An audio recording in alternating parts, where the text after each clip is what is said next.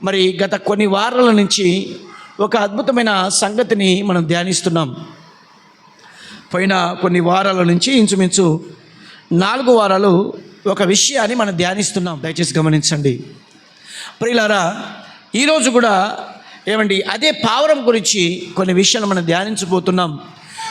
జాగ్రత్తగా వినవలసిందిగా మీకు మనవి చేస్తున్నాను. లేవియాకాండం 1వ అధ్యాయము 14వ వచనం. అతడు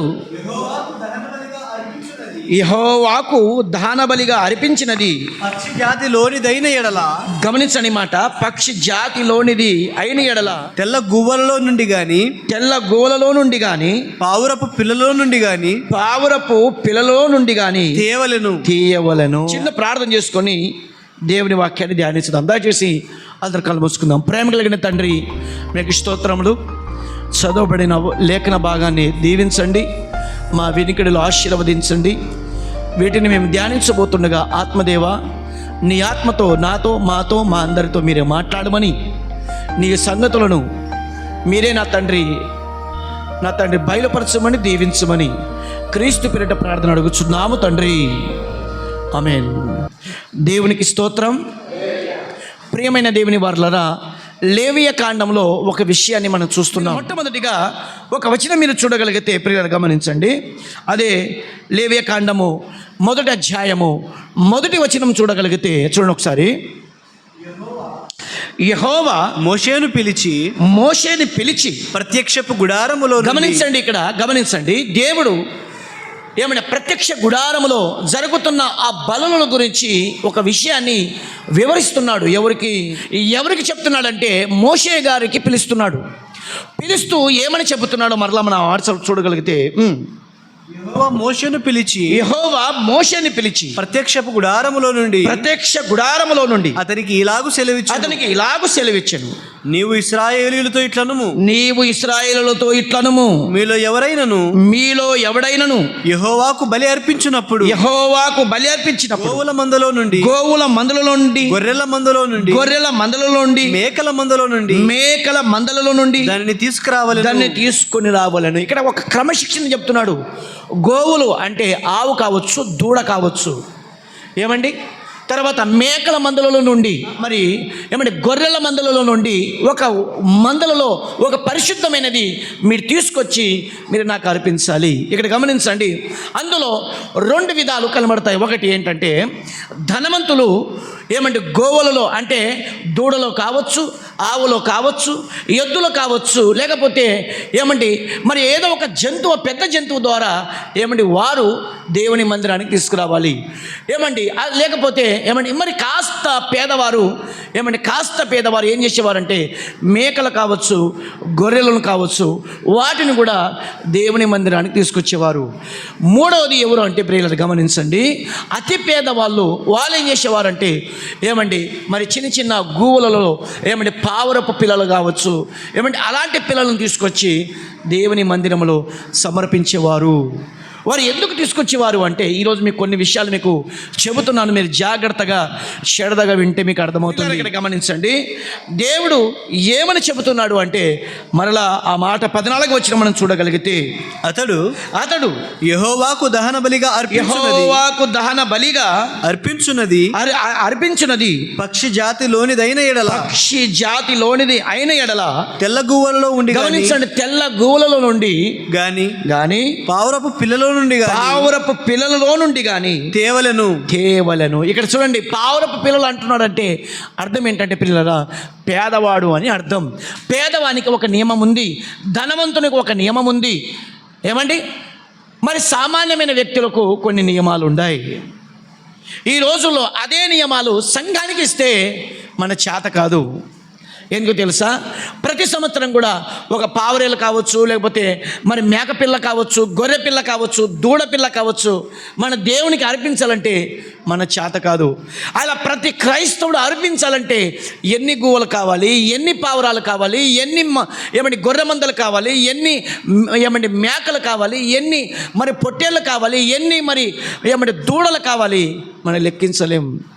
కాబట్టి ప్రియులారా గమనించండి, ఈరోజు కొన్ని క్రమాలు ప్రభు చెప్తున్నాడు, ఎలా వారు ఇశ్రాయేలు ప్రజలు దేవుని మందిరానికి అర్పించేవారు మనం ఈరోజు వింటున్నాం. ప్రియులారా గమనించండి, ఈరోజు మనం వింటున్నది అంశం ఏంటంటే పావురం యొక్క బలి అర్పణ గురించి మనం చూస్తున్నాం. ఏం వింటున్నాం చెప్పండి? ఈరోజు ఐదో భాగాన్ని ఏం వింటున్నామంటే పావురం యొక్క బలి అర్పణ గురించి మనం వింటున్నాం. ప్రియులారా గమనించండి, ఇశ్రాయేలు ప్రజల వారు చేస్తున్న ఆనాటి ఒక బలి అర్పణలు ఏ విధంగా చేసేవారు ఒకసారి మీరు లూకా సువార్త 2వ అధ్యాయము 21వ వచనము నుండి ఆ శిశువునకు సున్నతి చేయవలసిన 8వ దినమున వచ్చినప్పుడు గర్భమందు ఆయన పడక మునుపు దేవదూత చేత పెట్టబడిన యేసు అని పేరు వారు ఆయనకు పెట్టిరి. మోషే ధర్మశాస్త్రము చొప్పున వారు తమను శుద్ధి చేసుకుని దినములు గడిచినప్పుడు ప్రభు ధర్మశాస్త్రమందు వ్రాయబడినట్లు ఆయనను ప్రభువుకు ప్రతిష్ఠించుటకును ప్రభు ధర్మశాస్త్రమందు చెప్పబడినట్టు గువ్వల జతనైనను 2 పావురపు పిల్లలైనను బలిగా సమర్పించుటకును వారు ఆయనను యెరూషలేమునకు తీసుకొని పోయిరి. గమనించండి, యెరూషలేములో ఏముందంటే ప్రత్యక్షపు గుడారం ఉంది. యెరూషలేములో ఏముందంటే యెహోవా మందిరం ఉంది. యెరూషలేములో ఏముందంటే మోషే ధర్మశాస్త్రం ఉంది. మోషే ధర్మశాస్త్ర ప్రకారంగా పేదవారు ఏం చేస్తారు చెప్పండి? గువ్వల పిల్లలు తీసుకెళ్తారు. లేకపోతే పేదవారు ఏం చేస్తారంటే పావురపు పిల్లలు తీసుకెళ్తారు. యేసు ప్రభు చిన్న బాలుడుగా ఉన్నప్పుడు ధర్మశాస్త్ర ప్రకారంగా దేవునికి ప్రతిష్ఠించడానికి మగపిల్లని జ్యేష్ఠ కుమారుని జ్యేష్ఠ బిడ్డను ప్రతిష్ఠించడానికి దేవునికి సమర్పించడానికి యేసు ప్రభుని బాలుడుగా ఉన్న ఆయనకు దేవుని మందిరానికి తీసుకెళ్తున్న వీరు ఏం చేస్తున్నారు చెప్పండి? 2 పావురపు పిల్లలను తీసుకుని వెళుతున్నారు. ఆ పావురపు పిల్లలు ఎందుకు తీసుకెళ్తున్నారంటే ధర్మశాస్త్రంలో దేవుడు రాయించాడు. ఏ విధంగా రాయించాడో మనము బైబిల్ గ్రంథములు ఇంచుమించు 5 బలులు ప్రభు చెప్తున్నాడు. ఏంటి చెప్పండి? 5 బలుల గురించి మనకి ఈరోజు చెబుతున్నాడు. వాటిని మీకు గుప్తంగా కొంత సమాచారాన్ని ఇవ్వడానికి నేను ఆశిస్తున్నాను. మీరు చూడగలిగితే ప్రేమైన దేవుని వర్లరా, మొట్టమొదటిగా దేవుడిచ్చిన మొదటి బలి గురించి మనం చూడగలిగితే లేవియాకాండానికి వస్తాం మనం దయచేసి. ఎందుకంటే మనకు బలులన్నీ కూడా దేవుడి నియమించిన ఆ బలులన్నీ కూడా ఎక్కడ కనబడతాయంటే ఈ లేవియాకాండం అంతా కూడా మనం చూడగలిగితే ఇంచుమించు 5 బలులు మనకు కనబడతాయి. ఎన్ని చెప్పండి? 5 ఉన్నాయి. 5లో మొదటిగా మీరు చూడగలిగితే లేవియాకాండము 1వ అధ్యాయము 10వ వచనం నుంచి మనం చూడగలిగితే దహన బలిగా అతడు అర్పించినది గొర్రెల యొక్క గాని మేకల యొక్క గాని మందలోనిది అయిన ఎడల అతడు నిర్దోషమైన మగదాన్ని తీసుకుని వచ్చి బలిపీఠము ఉత్తర దిక్కున యెహోవా సన్నిధిని దానిని వధింపవలెను. యాజకులకు అహరోను కుమారులను బలిపీఠము చుట్టూ దాని రక్తమును ప్రోక్షింపవలెను. దాని అవయవములను గమనించండి. ఇక్కడ ఒక మొదటి బలిని దేవుడు చెప్తున్నాడు. పిల్లలు ఇక్కడ గమనించండి, మొదటి బలి గురించి ఇక్కడ దేవుడు చెప్తున్నాడు. మొదటి బలి గురించి ఏమని చెప్తున్నాడంటే దహన బలి అని చెప్తున్నాడు. గమనించండి ప్రియులారా, ఆనాడు ఇశ్రాయేలు ప్రజలు అతడు ఏం చేయాలంటే మొదటిది దహన బలి అర్పించాలి. ఏమర్పించాలి చెప్పండి? దహన బలి. ఈ బలిలో గమనించండి, ఈ బలి ఎలాంటిది అంటే ఏమండి ఎప్పుడైతే మనం పాపం చేస్తామో, తప్పిదం చేస్తామో, ఆ బలిని తీసుకొచ్చి ఏం చేసేవారు అంటే దేవునికి సమర్పించేవారు. ఆ ఒక గొర్రెని కావచ్చు, మేకని కావచ్చు, దూడని కావచ్చు, ఆ ఒక బలి అర్పించినప్పుడు ఏం చేసేవారంటే ఆ బలిని తీసుకెళ్ళి ఏమండి ఆ అగ్ని గుండములు మొత్తం కూడా ఆ బలిని సమర్పించేవారు. అదంతా కూడా ఎప్పుడైతే ఆ బలి అర్పించినప్పుడు ఆ అగ్నిలో ఆ ఒక బలి అంతా కూడా కాలిపోవాలి. మొత్తం కాలిపోయేంత వరకు వాళ్ళు అక్కడే నిలిచి ఉండాలి. ఎవరు చెప్పండి? తీసుకెళ్ళిన వారు అక్కడే నిలిచి ఉండాలి. ఆ ఒక బలి అంతా కూడా అర్పించినప్పుడు ఆ దహన బలి ఎప్పుడైతే అంటే ఆ బలి అంతా కూడా ఏదైతే మేక కావచ్చు, గొర్రె కావచ్చు, అదిని అర్పించినప్పుడు ఆ బలి అంతా కూడా కాల్చబడాలి. ఒక మాటలు చెప్పాలంటే బూడిదైపోవాలి. బూడిద అయ్యేంత వరకు ఏమండి ఆ ఒక బలి అర్పిస్తున్నప్పుడు మరొక మాట మనం చూడగలిగితే అక్కడే 9వ వచనం ఉంటుంది చూడండి.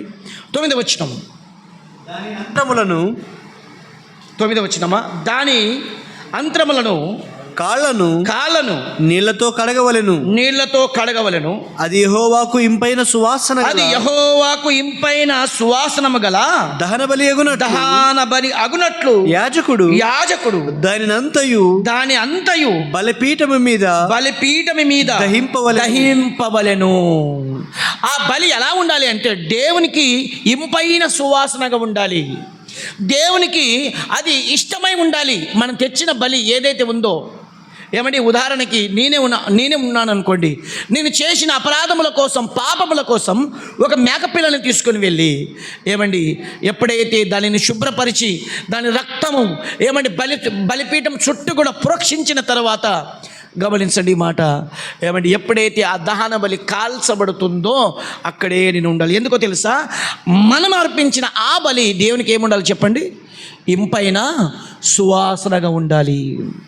ఎప్పుడైతే ఈ సువాసనగా మారుతుందో అప్పుడే మన బలి అర్పించబడినది అని అర్థం చేసుకోవాలి. ఇది మొదటి బలిని మనం చూస్తున్నాం. రెండోది చూడండి ఒకసారి, అక్కడే 2వ అధ్యాయం చూడండి. అదే లేవియకాండం 2వ అధ్యాయము 1వ వచనం నుండి మనం చూస్తున్నాం. ఒకడు యెహోవాకు నైవేద్యము చేయునప్పుడు, గమనించండి ఇక్కడ రెండో బలి మనకు కనబడుతుంది. ఒకడు యెహోవాకు నైవేద్యము చేయనప్పుడు అతడు అర్పించినది గోధుమ పిండిదై ఉండవలెను. గమనించండి, ఇది 2వ బలి అర్పణ గురించి చెప్తున్నాడు. అది ఎలా ఉండాలంట? గోధుమ పిండిదై ఉండవలెను. అతడు దాని మీద నూనె పోసి సాంబ్రాణి వేసి యాజకులకు అహరోను కుమారులు యొద్దకు దానిని తేవలెను. అందులో నుండి యాజకుడు తన చేరతో చేరుడు నూనెయు చేరుడు గోధుమ పిండియు దాని సాంబ్రాణి అంతయు తీసుకొని యెహోవాకు ఇంపైన సువాసన గల హోమముగా బలిపీఠము మీద అందులో ఒక భాగమును జ్ఞాపకార్థముగా దహింపవలెను. పిండి ఉండాలి, నూనె ఉండాలి, సాంబ్రాణి ఉండాలి. అదంతా కూడా ఒక బలిపీఠం మీద ఏమంటే బగబగా మండుతున్న ఆ అగ్ని, ఆ గోళం మీద ఏమంటే ఆ తెచ్చిన ఆ పిండి, ఆ నూనె, ఆ సాంబ్రాణి అంతా కూడా ఏం చేయాలి చెప్పండి? ఆ బలిపీఠం మీద వేయాలి. అప్పుడు ఆ ఒక్క బలిపీఠము, నువ్వు నిజంగా నీ పశ్చాత్తాపవుడైతే, నువ్వు మంచివాడవైతే, నువ్వు నీతిమంతుడవైతే ఆ ఒక బలిపీఠం మీద అర్పించిన ఆ పిండి ఏమండి ఆ ఒక నూనె, ఆ సాంబ్రాణి దేవునికి ఎలా పోతుంది చెప్పండి? ఇంపైన సువాసనగా వెళుతుంది. మరొక మాట అక్కడే చూడండి ఒకసారి, మంచి మాట. అదే 2వ అధ్యాయము 9వ వచనం. అప్పుడు యాజకుడు ఆ నైవేద్యంలో ఒక భాగమును జ్ఞాపకార్థముగా తీసి బలిపీఠము మీద యెహోవాకు ఇంపైన సువాసన గల హోమముగా దాన్ని దహింపవలెను. అంటే అది అర్పించినప్పుడు ఆ ఒక అర్పణ ఎలా ఉండాలి అంటే దేవునికి ఇంపైన సువాసన. తెచ్చిన గొర్రె పిల్ల, తెచ్చిన మేక పిల్ల, తెచ్చిన గువ్వ పిల్ల, ఈ మూడిట్లో ఏదైతే మనం అర్పిస్తున్నామో అది దహించే వరకు, మొత్తం కాల్చబడేంత వరకు, మొత్తం బూడిద అయ్యేంత వరకు తెచ్చిన వ్యక్తి అక్కడే బలిపీఠం దగ్గర నిలబడాలి. నిలబడినప్పుడు ఆ అర్పించిన ఆ వస్తువు ఏదైతే ఉందో అది ఎలా మారిపోవాలి చెప్పండి? దేవునికి ఇంపైన, చెప్పండి, సువాసనగా మారాలి.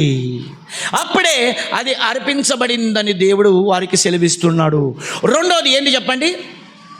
నైవేద్యము. ఆ నైవేద్యం అంటే ఎలా ఉండాలి చెప్పండి? ఆ నైవేద్యంలో ఏమేమి ఉన్నాయి చెప్పండి? ఒకటి పిండి ఉంది, గోధుమ పిండి. మరి ఆ పిండి అంటే ఆ పిండి కాదు, దేవుడు చెప్పిందే తీసుకురావాలి. అందులో గోధుమ పిండి ఉంది, నూనె ఉంది, తర్వాత సాంబ్రాణి ఉంది.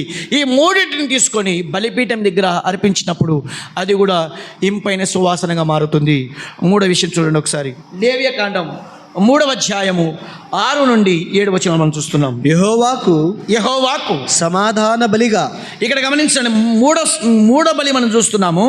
అది ఏమని చెబుతున్నాడు అంటే దేవుడు యెహోవాకు సమాధాన బలిగా ఒకడు అర్పించినది గొర్రె మేకలలోనిదైన ఎడల, గొర్రె మేకలలో అయిన ఎడల అది మగదే గాని ఆడదే గాని నిర్దోషమైన దానిని తీసుకొని రావలెను. ఇప్పుడు నువ్వు తెస్తున్న బలిలో ఏముండాలి తెలుసా? ఒక మేక పిల్ల కావచ్చు, ఒక గొర్రె పిల్ల కావచ్చు, ఒక దూడ పిల్ల కావచ్చు. అది నువ్వు తీసుకొస్తున్నప్పుడు అలా ఎలా ఉండాలంటే నిర్దోషమైనదిగా ఉండాలంట. ఎలా ఉండాలి చెప్పండి? నిర్దోషమైనది అంటే దానికి గాయం ఉండకూడదు. ఏమండి? ఆ గొర్రె పిల్ల, మేక పిల్ల రోగిగా ఉండకూడదు. ఆ గొర్రె పిల్ల, మేక పిల్ల, దూడ పిల్ల, దానికి ఏ గాయం కనపడకూడదు, దానికి ఏ మచ్చ కనపడకూడదు. ఏ అనారోగ్యత కలిగిన గొర్రె పిల్ల కావచ్చు, మేక పిల్ల కావచ్చు ఉండకూడదు. అది ఎలా ఉండాలి అంటే పరిశుద్ధంగా ఉండాలి, ఆరోగ్యకరంగా ఉండాలి, శుద్ధికరంగా ఉండాలి. దాన్ని ఏమని చెప్తున్నాడంటే సమాధాన బలి. అంటే దేవునికి మానవునికి వ్యతిరేకంగా ఉన్నప్పుడు, దేవునికి మానవునికి శత్రుతనంగా ఉన్నప్పుడు, దేవునికి మానవుడు పాపం చేసినప్పుడు దేవుడు అసమాధానుడుగా ఉంటాడు. అప్పుడు మానవుడు వెళ్ళి, దేవా నేను తప్పు చేశాను, నన్ను క్షమించమని దేవునితో సమాధాన పడుతున్నప్పుడు, ఉదాహరణకి మీతో నాకు సమాధానం లేదనుకోండి, మనకి గొడవ వచ్చింది. ఇప్పుడు ఏం చేయాలి మరి? గమనించండి, సమాధాన బలిలో దేవునికి మనకి శత్రుతనం పడినప్పుడు, రెండోది మీకు నాకు సమాధానం లేకున్నప్పుడు మనిద్దరము సమాధానం పడాలంటే ఫస్ట్ మనిద్దరము సమాధాన పడి, అయ్యా నా తప్పైంది క్షమించమని నేను మీతో అనడం, మీరు నాతో అనడం. అటు తర్వాత మనిద్దరము సమాధానం పడినప్పుడు సమాధానానికి గుర్తుగా ఒక బలి అర్పణ తీసుకుని వెళ్ళేవారు. ఇప్పుడు నీకు నాకు సమాధానంగా ఉందంటే అర్థం ఏంటి? ఒక గుర్తు. ఏంటి ఆ గుర్తు? సమాధాన బలి. ఇది ఎందుకు ఇస్తున్నాను నేను ఇప్పుడు? ఇది ఎందుకు ఇస్తున్నాను? నీకు నాకు సమాధానం వచ్చింది. మనకి దేవునికి సమాధానంగా గుర్తుగా ఒక గొర్రె పిల్లని దేవుని సన్నిధానంలో అర్పిస్తున్నాం. దాన్నే బైబిల్ ఏమని చెప్తుందంటే సమాధానపు అర్పణ, సమాధానపు బలి. ఆ బలి గురించి మరలా 7వ వచనం అయిపోయింది నాయన. 7వ వచనం, అతడు అర్పించు అర్పణను గొర్రెపిల్ల అయిన ఎడల యెహోవా సన్నిధికి దానిని తీసుకుని రావలెను. తాను అర్పించిన దాని తల మీద, గమనించండి, తాను అర్పించిన దాని తల మీద అతడు తన చెయ్యి ఉంచాలి. ఇక్కడ గమనించండి, మనము తీసుకొచ్చిన ఒక గొర్రె పిల్ల మీద ఏం చేయాలంట? చేయి ఉంచాలంట. ఒక గొర్రె పిల్ల లేకపోతే ఒక మేక పిల్లని తీసుకొచ్చినప్పుడు వీళ్ళు ఏం చేసేవారంట? యాజకులు ఏం చేసేవారంటే ఆ గొర్రె పిల్ల మీద ఏం చేసేవారంట? చేయి ఉంచేవారంట. దేవా, మేము సమాధాన పడి వచ్చాం బయట, ఇదిగో ఇది సమాధానమైన బలి అని ఆ చేతులు ఉంచి ఆ ఒక్క జంతువుని, ఆ పక్షిని, లేకపోతే ఆ మేక పిల్లను, ఆ గొర్రె పిల్లను సమాధాన బలిగా దేవునికి సమర్పించేవారు. ఒక మాట చూడండి దయచేసి, మంచి మాట. అదే లేవియాకాండం 3వ అధ్యాయం 16వ వచనం. యాజకుడు బలిపీఠం మీద వాటిని దహింపవలెను. బలిపీఠం మీద వాటిని దహింపవలెను. క్రొవ్వది. అంత యెహోవాదే, అది సువాసన గల హోమరూపమైన ఆహారము. ఇక్కడ గమనించండి, ఈ సమాధాన బలిలో కూడా నువ్వు నిజంగా సమాధాన పడ్డావంటే, దేవునికి నిజంగా సమాధానం అనిపించిందంటే, నువ్వు అర్పించిన బలి ఎలా అవుతుందంట? దేవునికి సువాసనగా కనబడుతుందంట. దహన బలిలో మనం అర్పించిన దహన బలి దేవునికి చెందాలి అంటే అందులో దేవునికి సువాసన కనపడాలి. మనం అర్పించిన హోమ బలి, నైవేద్యము బలి దేవునికి అర్పితం కావాలంటే అందులో కూడా దేవునికి సువాసన కనపడాలి. మూడోది, మనం అర్పించిన సమాధాన బలి దేవునికి అంకితం కావాలంటే అందులో కూడా ఏం కనపడాలి చెప్పండి? సువాసన కనపడాలి. ఇది మూడో విషయం మనం చూస్తున్నాం. నాలుగో విషయం చూడండి దయచేసి. 4వ అధ్యాయం, అదే లేవియాకాండం 4వ అధ్యాయము. లేవియాకాండము 4వ అధ్యాయము 2-3 వచనాలు మనం చూస్తున్నాం. నీవు ఇశ్రాయేలీయులతో ఇట్లనుము, యెహోవా ఆజ్ఞ అన్నిటిలో దేని విషయమైనను ఎవరైనా పొరపాటున చేయరాని కార్యములు చేసి పాపి అయిన ఎడల ఎట్లనగా ప్రజలు అపరాధం అగునట్లు అభిషక్తుడైన యాజకుడు పాపము చేసిన ఎడల తాను చేసిన పాపమునకై కోడె దూడను యెహోవాకు పాప పరిహార్థ బలిగా అర్పింపవలెను. ఇక్కడ గమనించండి, ఇక్కడ 4వ బలి ఏమని చెప్తున్నాడు అంటే, ఎవరైనా ప్రజలు తప్పు చేస్తే, ప్రధాన యాజకుడు తప్పు చేస్తే ఆ తప్పుకి ఏం చేయాలంటే పాప పరిహార్థ బలిగా అర్పించాలి. ఏం చేయాలంట? పాప పరిహార్థ బలిగా అర్పించాలి. ఇప్పుడు ఏమర్పించాలి? ఒక కోడె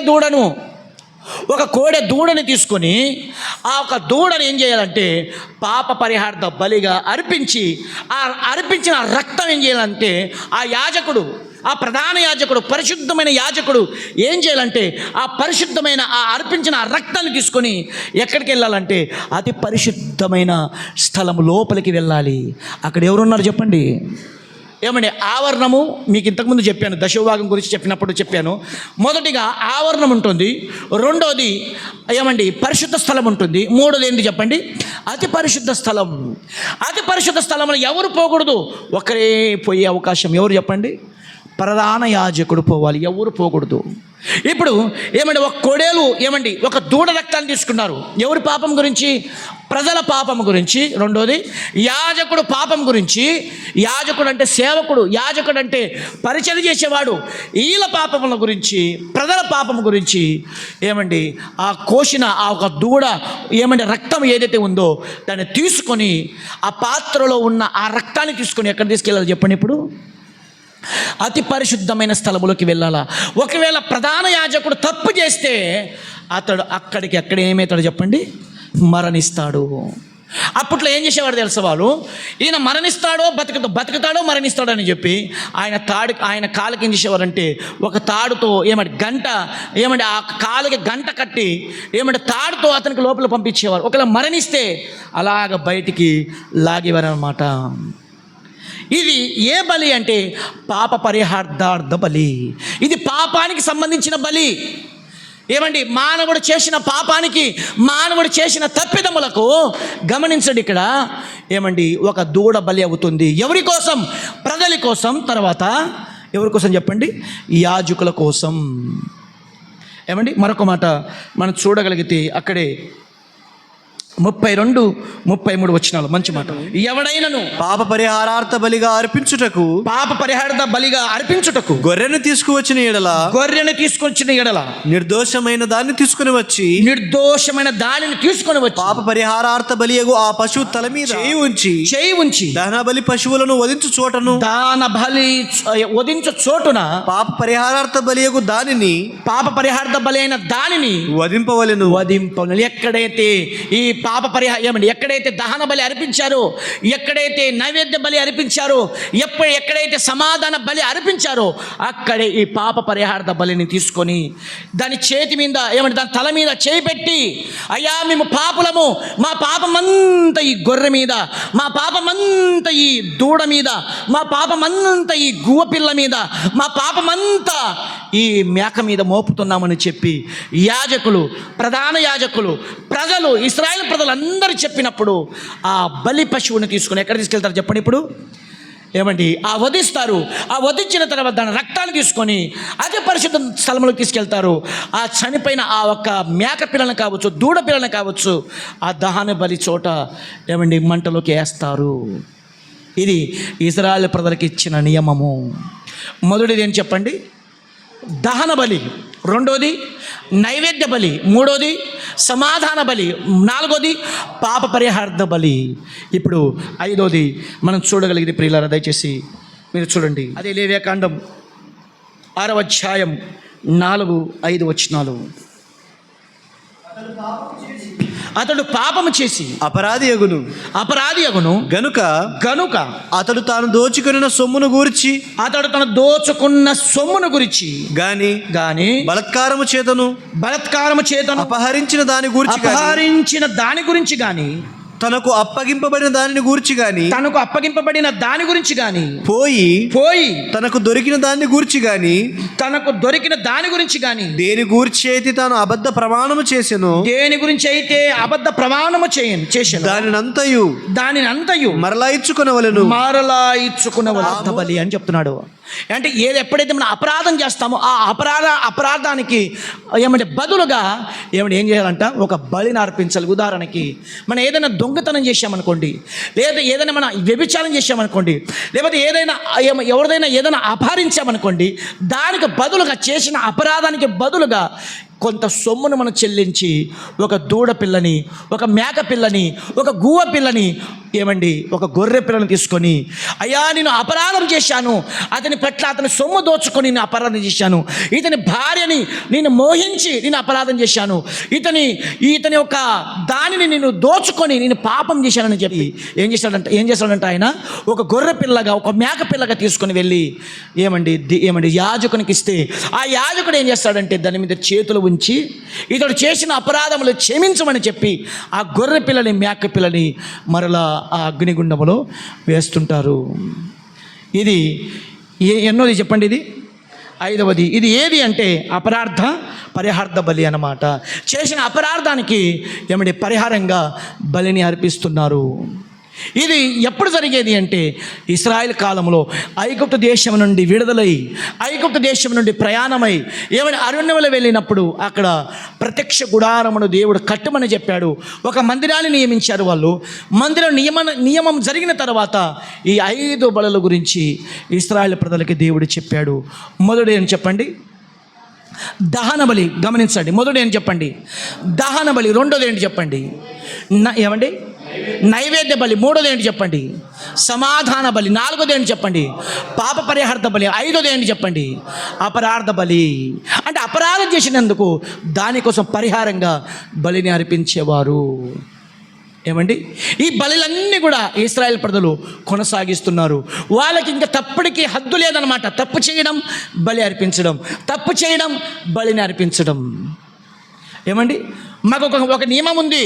నేను వ్యభిచరించాననుకో ఒక బలి అర్పించడం, నేను దొంగతనం చేశాననుకో ఒక బలి అర్పించడం, ఎవరితో గొడవ పడ్డాననుకో సమాధానంగా ఒక బలి అర్పించడం, దేవునికి సంతోష పెట్టడానికి పిండిని, సాంబ్రాణిని, వాటిని తీసుకుని వెళ్ళి ఒక బలిని అర్పించడం.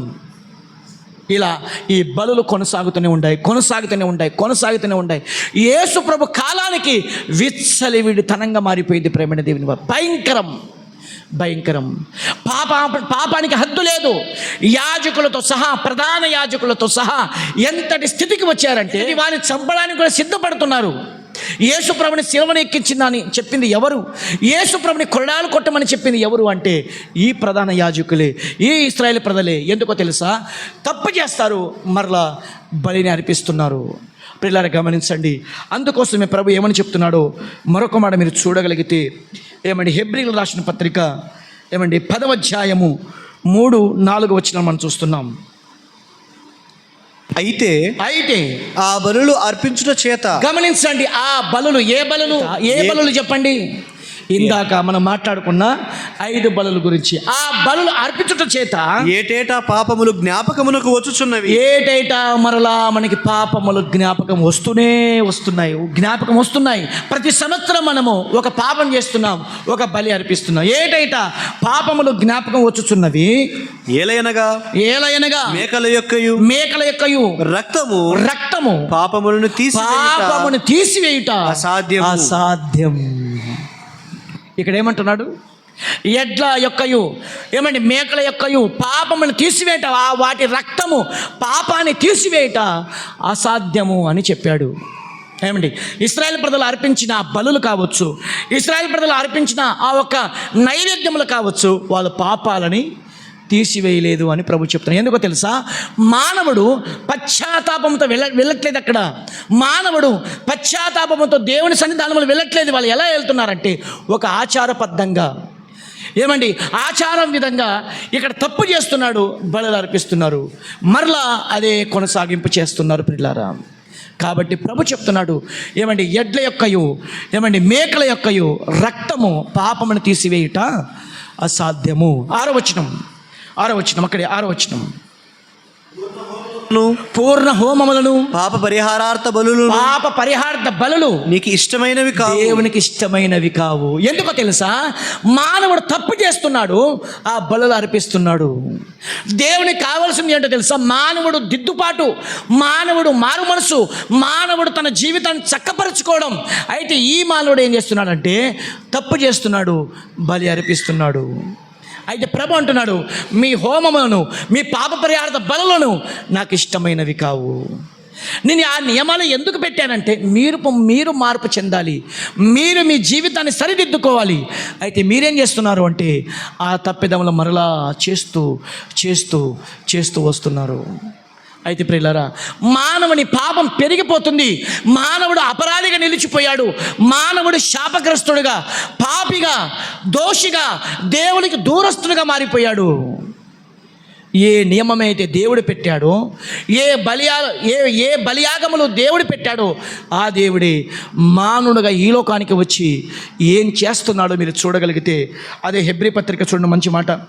హెబ్రీ పత్రిక 9వ అధ్యాయము 11-12 వచనం దయచేసి గమనించండి. ప్రధాన యాజకుడు ఏం చేస్తాడు చెప్పండి? ఇందాక మీకు చెప్పాను కదా, దయచేసి. ప్రధాన యాజకుడు ఏం చేస్తాడు చెప్పండి? ప్రధాన యాజకుడు ఏం చేస్తాడు? గొర్రెపిల్ల, ఏమండి ఒక గొర్రెపిల్ల రక్తం కావచ్చు, ఒక మేకపిల్ల రక్తం కావచ్చు, దానికి వధించిన తర్వాత ఆ ప్రధాన యాజకుడు తన పాపముల కోసం, ప్రజలందరి పాపముల కోసం ఆ రక్తాన్ని తీసుకొని అతి పరిశుద్ధమైన స్థలములోకి వెళ్తాడు. ఎందుకు చెప్పండి? అయ్యా మా పాపములను క్షమించు, నా పాపములను క్షమించమని చెప్పి ఆ రక్తాన్ని తీసుకొని వెళతాడు.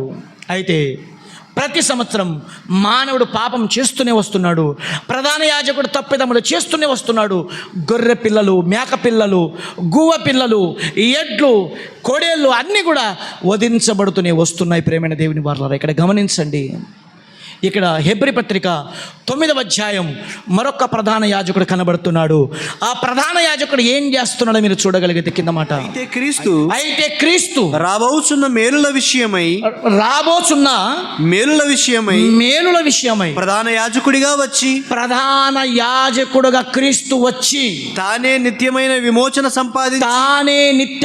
విమోచన సంపాదించి హస్తకృతము కానిది అనగా ఈ సృష్టి సంబంధమైన ఎలాగైతే ఇశ్రాయేలు ప్రజలు ఒక ప్రత్యక్ష గుడారము కట్టుకున్నారు కదా, అలాంటి ఏమండి మరి సృష్టి లేకపోతే ప్రకృతి సంబంధమైన కానిది, మరి ఘనమైనది పరిపూర్ణమైనది ఉన్న గుడారము ద్వారా మేకల యొక్కయు కోడల యొక్కయు రక్తముతో, గమనించండి అయ్యా, దయచేసి గమనించండి, రక్తముతో కాక తన స్వరక్తముతో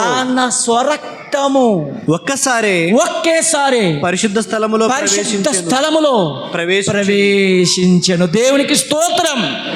యేసుక్రీస్తు ఏం చేసేవాడంటే ప్రియులారా గమనించండి.